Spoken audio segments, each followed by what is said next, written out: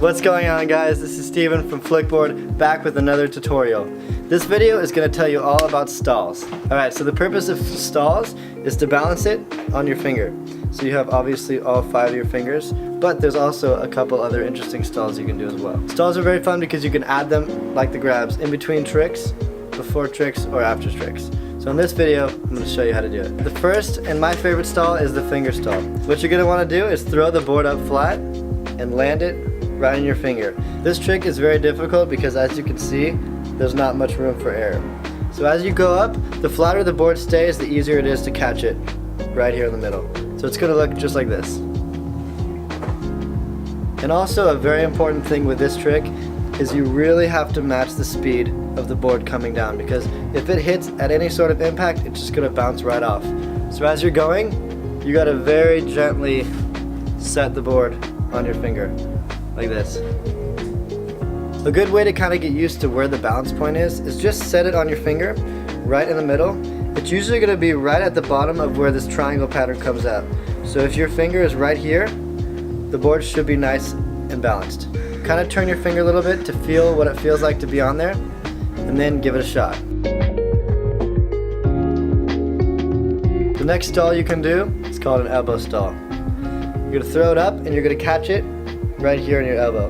This one's very delicate because there's not much room for error, and you don't want the board to be coming down at a high speed. So you want the peak of where the board is going up to be right at the level of where it's going to land. So if you throw it too high and it's coming down with crazy amount of speed, it's just going to bounce right off your elbow. So when you throw it up, you want the peak to be right at your elbow, and you're just going to stall just like that. So this is what it looks like. The best way to practice this one, first, just set it on your elbow and feel what it feels like to have your arm up here holding the board on it. Wiggle it around a little bit. It's actually a lot more stable than on your finger because it's a flat surface, but it's hard to get the throw right. Last but definitely not least is the foot stall. This one is my personal favorite because it's really fun to incorporate in your flickboard lines. You're doing a few tricks and you're like, hey, I'm going to set it on my foot real quick. The most important thing is keeping the board as flat as possible. If it starts to turn, it's going to be really hard to catch it with your foot.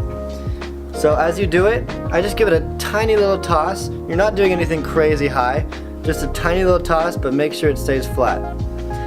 Most important thing, number 2, is you have to bring your foot up to the board and then absorb it as it's coming down. If you hold your foot here and wait for the board to come all the way there, it's just going to bounce right off. So, once again, keep it flat, bring the foot up, and then let it absorb like this. Here's what it should look like.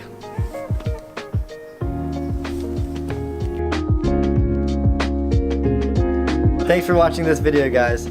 Keep practicing your stalls because they're very fun to incorporate into your flickboard lines. We'll see you next time.